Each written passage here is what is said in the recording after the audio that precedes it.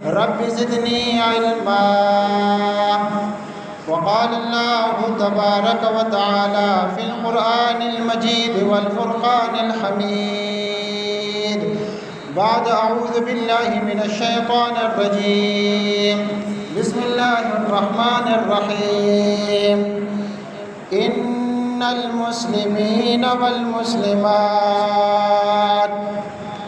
والمؤمنين والمؤمنات والقانتين والقانتات والصادقين والصادقات والصابرين والصابرات والخاشعين والخاشعات والمتصدقين والمتصدقات والصائمين والصائمات والحافظين فروجهم والحافظات والذاكرين الله كثيرا والذاكرات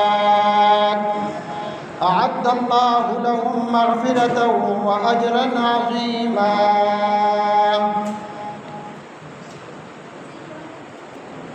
قرآن مجید فرقان حمید سے ایک آیت مبارکہ آپ کے سامنے تلاوت کی. یہ قرآن مجید میں سے سورۃ الاحزاب جو سورت نمبر 33 ہے اس کی آیت نمبر 35 ہے.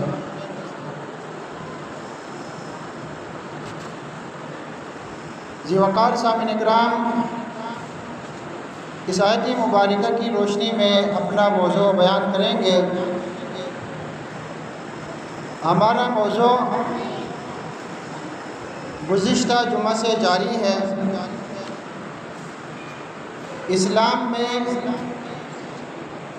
خواتین کے حقوق، یعنی ہم یہ بیان کرنے جا رہے ہیں کہ اسلام میں خواتین کے حقوق کیا کیا ہیں.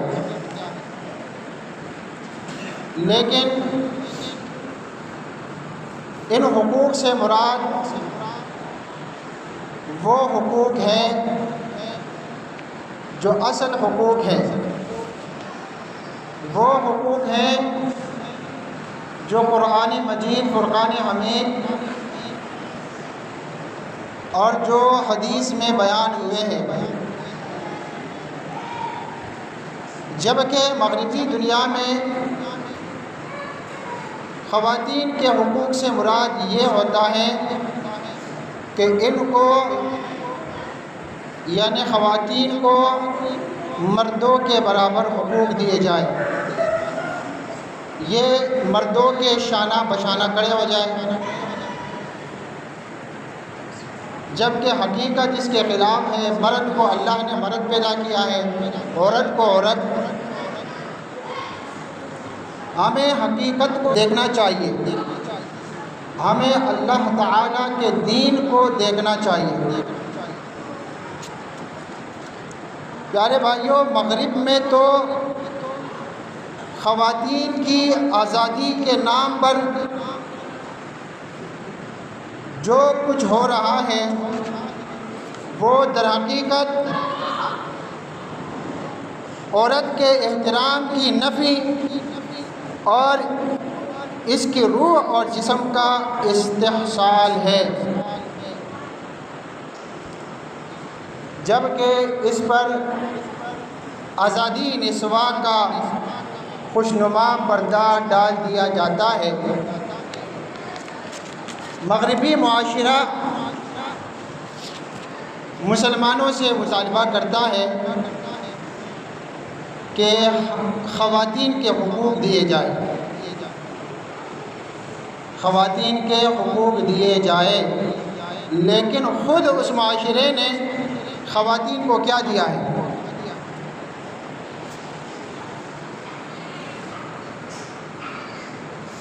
یہی دیا ہے کہ عملی طور پر اسے داشتہ اور طوائف کی سطح پر لے آیا ہے.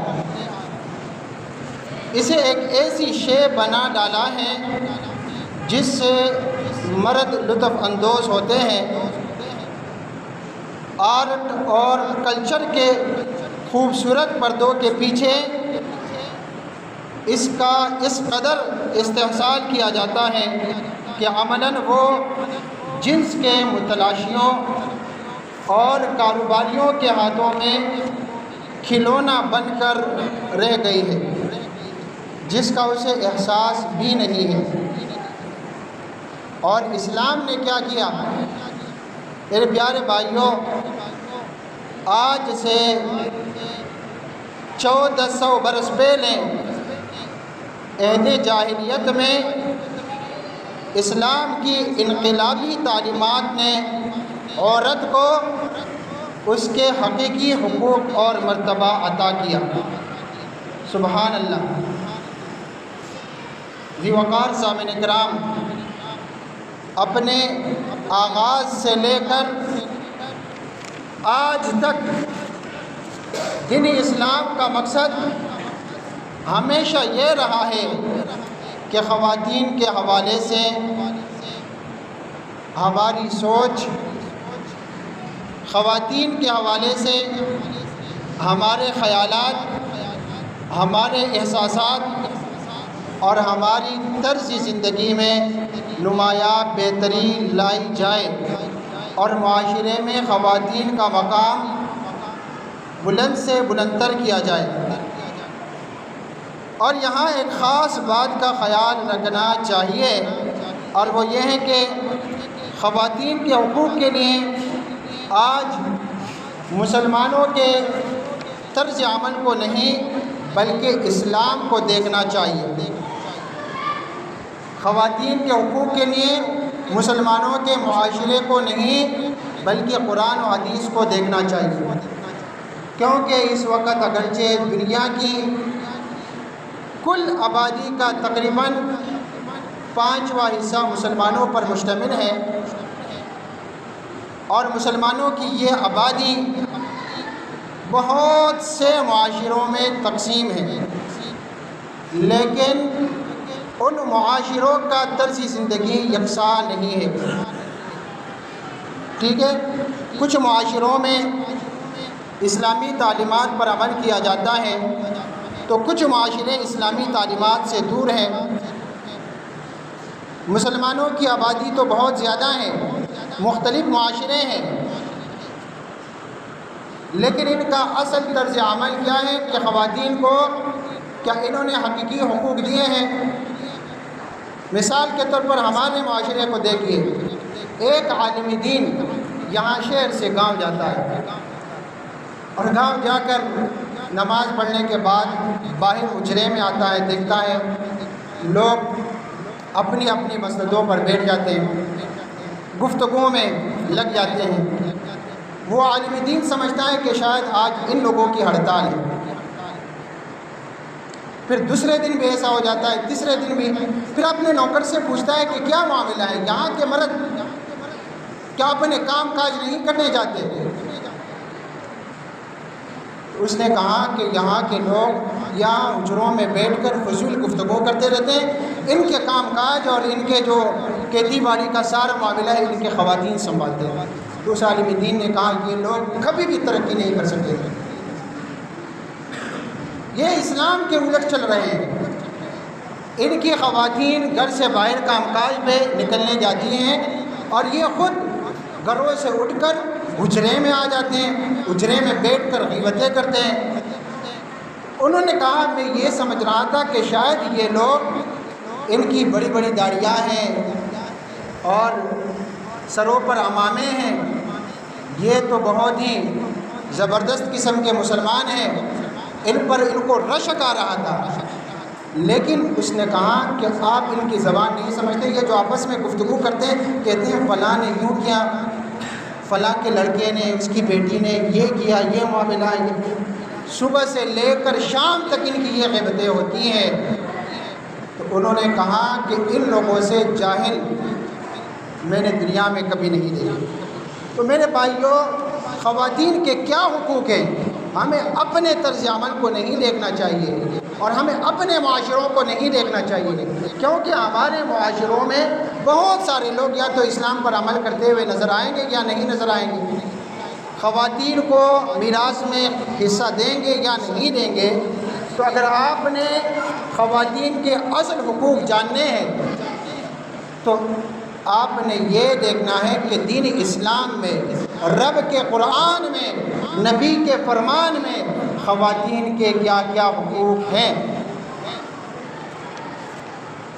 تو اسلام میں خواتین کے حقوق کیا ہیں، اس کا فیصلہ ان مسلمان معاشروں کو دیکھ کر نہیں کیا جائے گا، بلکہ شریعت اسلامی کے حقیقی مصادر سے رہنمائی لی جائے گی۔ اسلامی تعلیمات کے مستند اور بنیادی مصادر کیا ہے؟ نمبر 1 رب کا کلام ہے، قرآن مجید، فرقان حمید ہے، اور نمبر 2 سنت جو نبی کریم صلی اللہ علیہ وسلم کی احادیث ہے، یعنی آپ صلی اللہ علیہ وسلم کی عملی زندگی سے عبارت ہے سنت۔ تو قرآن و سنت کو دیکھا جائے گا، اور یاد رکھیں کہ قرآن مجید، فرقان حمید اور صحیح احادیث میں کبھی تضاد، کبھی ٹکراؤ، کبھی اختلاف نہیں ہوتا۔ اگر کہیں بظاہر نظر آئے تو اس کی تطبیق کی بھی صورت نکالی جاتی ہے اور نکالنی چاہیے، اور بعض اوقات علماء کے مابین کسی بات پر اختلاف ہوتا ہے، ایسے اختلافات بالعموم آسانی سے دور کیے جا سکتے ہیں اگر قرآن و سنت کی تعلیمات کو مجموعی طور پر سامنے رکھا جائے۔ پیارے بھائیوں، یہ چند جملہ متعارضہ کے طور پر میں نے آپ کے سامنے کہے۔ مطلب یہ کہ خواتین کے حقوق کے لیے رب تعالیٰ کے کلام قرآن مجید اور نبی کریم صلی اللہ علیہ وسلم کی احادیث صحیحہ کو دیکھنا چاہیے۔ دیوکار سامعین کرام، ہر مسلمان مرد و عورت کا فرض ہے کہ وہ اللہ تعالیٰ کی رضا حاصل کرنے کی کوشش کرے اور دنیا میں اپنی زندگی اللہ سبحانہ و تعالیٰ کا فرما بردار بندہ بن کر گزارے اور اپنے نفس کو تسکین پہنچانے یا محض شہرت حاصل کرنے کے لیے کوئی عمل نہ کرے، یعنی ریاکاری سے دور رہیں۔ زیوکار سامعین کرام، دین اسلام مرد اور عورت دونوں کو حقیقی حقوق دیتا ہے اور مساوی حقوق، لیکن یاد رکھیں کہ یہ حقوق مساوی تو ہیں لیکن یکساں نہیں ہے، کیونکہ مرد مرد ہیں اور عورت عورت۔ یہ اللہ رب العالمین کی تخلیق ہے، مرد کو اللہ نے مرد پیدا کیا اور عورت کو عورت، اور مردوں کا درجہ اللہ نے اونچا کیا ہے۔ الرجال قوامون علی النساء۔ پیارے بھائیوں، اسلامی تعلیمات کی روشنی میں دیکھا جائے تو مرد اور عورت ایک دوسرے کے لیے تکمیل کا ذریعہ ہے۔ اگر دونوں اپنا کردار اسلامی احکام کے مطابق ادا کرے تو ان کے درمیان کوئی رقابت نہ ہوگی اور نہ کوئی مخالفت کی صورت کبھی پیدا ہوگی۔ اگر دونوں اسلام کے مطابق زندگی گزارے، اگر دونوں قرآن و حدیث پر عمل کرے، اگر دونوں تقویٰ کی زندگی گزارے۔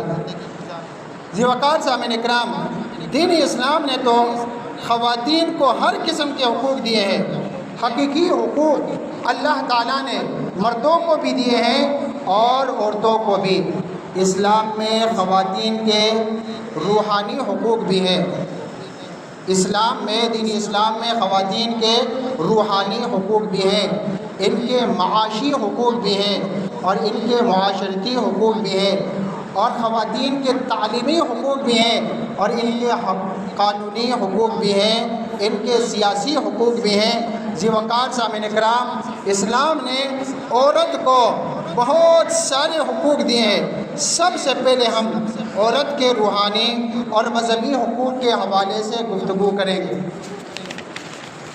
ہم یہ دیکھیں گے کہ دینی حیثیت سے اسلام عورت کو کیا مقام عطا کرتا ہے۔ پیارے بھائیوں، مغربی دنیا میں اسلام کے حوالے سے جو غلط فہمیاں عام ہیں ان میں سے ایک یہ کہ اسلام میں جنت کا تصور صرف مردوں کے لیے ہے، عورتوں کے لیے نہیں۔ یعنی جو لوگ اسلام پر اعتراضات کرتے ہیں ان میں سے ان کا ایک اعتراض یہ بھی ہوتا ہے کہ مذہب میں یا دین میں، اسلام میں جنت کا تصور مردوں کے لیے ہے اور عورتوں کے لیے جنت کا کوئی تصور نہیں ہے۔ تو یہ ایک صریح غلط فہمی ہے جس کی تردید قرآن مجید فرقان حمید کی آیات بخوبی کر دیتی ہیں۔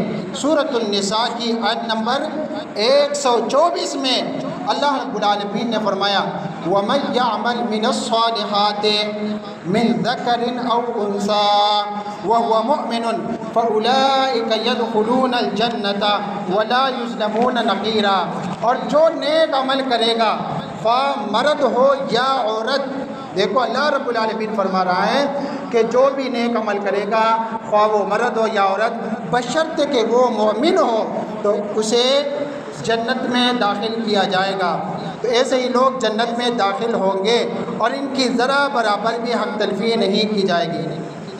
عمل صالح کا اجر و ثواب پانے میں مرد و زن میں کوئی امتیاز نہیں ہے۔ مرد نے روزہ رکھا اس کے لیے اجر و ثواب ہے، عورت روزہ رکھتی ہے اس کے لیے بھی اس کے برابر اجر و ثواب ہے جو اجر و ثواب مرد کے لیے۔ مرد قرآن کی تلاوت کرتا ہے تو اس کے لیے اجر و ثواب ہے، عورت تلاوت کرتی ہے تو اس کے برابر اجر و ثواب ہے۔ مرد سچ بولتا ہے، سچ بولنے کا اجر و ثواب ہے، تو عورت سچ بولتی ہے، جھوٹ سے پرہیز کرتی ہے تو اس کے لیے بھی اس کے برابر اجر و ثواب ہے۔ مرد و زن میں کوئی امتیاز نہیں ہے، البتہ ایمان شرط ہے۔ اس کے علاوہ اور بھی دلائل قرآن مجید میں اس حوالے سے موجود ہے۔ تو اعتراض کرنے والوں کا یہ اعتراض باطل ہے۔ پھر اسی طرح مغربی ذرائع ابلاغ بالعموم یہ کہتے ہیں کہ مذہب عورت میں روح کا وجود تسلیم نہیں کرتا۔ یہ بھی اعتراض کرتے ہیں کہ مذہب غلط ہے، اس لیے مذہب کے مطابق مرد میں روح تو ہے لیکن عورت میں روح نہیں ہوتی۔ شاید آپ لوگوں نے یہ بات نہیں سنی ہوگی، لیکن باہر کے جو لوگ دین سے دور ہوتے ہیں اور دین کے خلاف باتیں کرتے ہیں اور وہ اپنے کفر میں، بے حیائی میں مبتلا نظر آتے ہیں، تو وہ اس قسم کے پھر اپنے آپ کو مطمئن کرنے کے لیے کہ یہ دین اللہ کا نہیں ہے اور یہ لوگوں نے خود جو ہے نا بنائے ہیں، تو اس میں قسم قسم کے اعتراضات کرتے ہیں۔ وہ کہتے ہیں کہ دین میں یہ ہے کہ مرد میں روح ہے اور عورت میں روح نہیں ہے۔ تو یہ سراسر باطل عقیدہ ہے اور یہ عقیدہ مسلمانوں کا کبھی نہیں ہے، بلکہ یہ مسیحیوں کا ایک خود ساختہ عقیدہ ہے جو انہوں نے بعد میں بنائی۔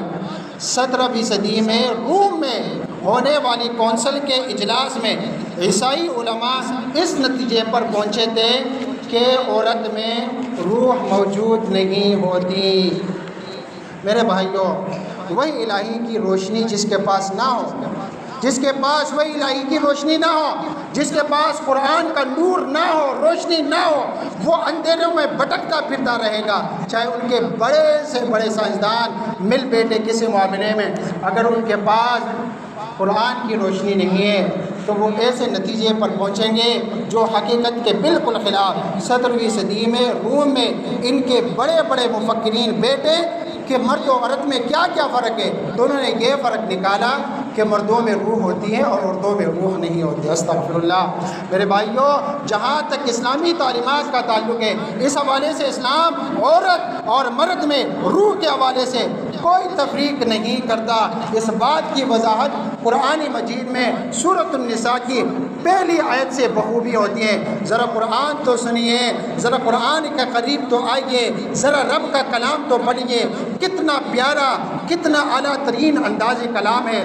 فرمایا یا ایھا الناس اتقوا ربکم الذی خلقکم من نفس واحدہ۔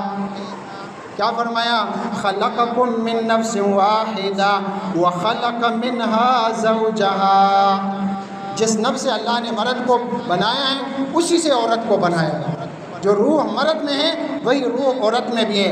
وَخَلَقَ مِنْهَا زَوْجَهَا، اور فرمایا وَبَثَّ مِنْهُمَا رِجَالًا كَثِيرًا وَنِسَاءً وَاتَّقُوا اللَّهَ الَّذِي تَسَاءَلُونَ بِهِ وَالْأَرْحَامَ إِنَّ اللَّهَ كَانَ عَلَيْكُمْ رَقِيبًا. تو یہ سورۃ النساء کی پہلی آیت ہے. چونکہ وقت ختم ہو چکا ہے اسی پر اکتفا کرتے ہیں. اللہ رب العالمین ہمیں سمجھنے اور عمل کرنے کی توفیق عطا فرمائے. اللہ رب العالمین ہمیں عورتوں کے حقوق جو قرآن و حدیث کے مطابق ہے ان کو وہ حقوق دینے کی بھی توفیق عطا فرمائے.